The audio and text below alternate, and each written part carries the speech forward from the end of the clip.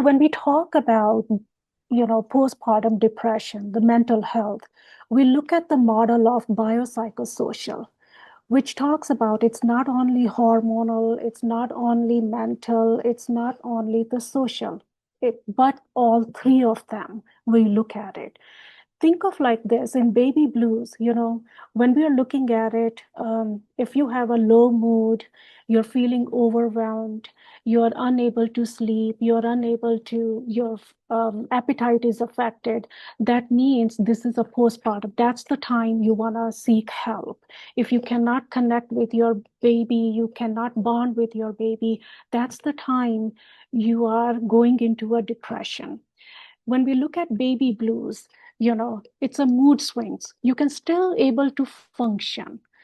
And it lasts about maybe 2 weeks, not more than that. But when we look at postpartum depression, it lasts about 6 weeks. It happens within 6 weeks. This is where all the symptoms starts coming. You start keeping you start becoming isolated.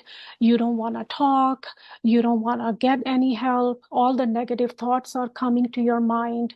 This is where you're not connecting with anybody, and you're not sleeping well, you're feeling every little thing is becoming a chore, and you're not connecting with your baby at all. This is where, the only way you can tell you are unable to function. You just want to stay in bed. And that's the time you want to seek help. And it happens 1 in 7 women. Baby blues are much more common. Between 50 to 80% of women, they go through, but then it becomes over. After 2 weeks, they are done. They're over, they resume with their activities. Um, the psychosis part, the postpartum psychosis, this happens rarely.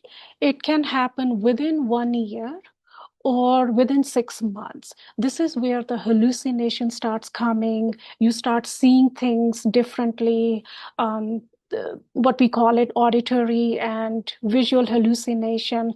This is dangerous. This is where you need medication, and you want to talk to your OBGYN provider. You want to get that help.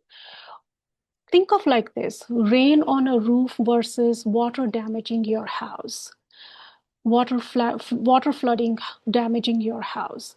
So overwhelming is a rain on a roof. Depression is water flooding and it's damaging your house. So that's where you want to get help. What are the warnings and what are the signs that we are looking at it? How can we, when we are getting help, what does it look like, those signs? Like if somebody is dismissing your emotions, if people are putting pressure on you, that you just, now that you have a baby, you have to live for your baby. And people are putting pressure on that you have to look presentable, you have to serve others, and your physical needs are not being met. And people who are helping you out, and they are leaving you with, after you're receiving help, you're feeling shame, you're feeling more sad. Maybe that's the time that you wanna put a firm boundaries. That's not the help. You wanna create ally for yourself, somebody whom you can connect with properly, who can check in with you,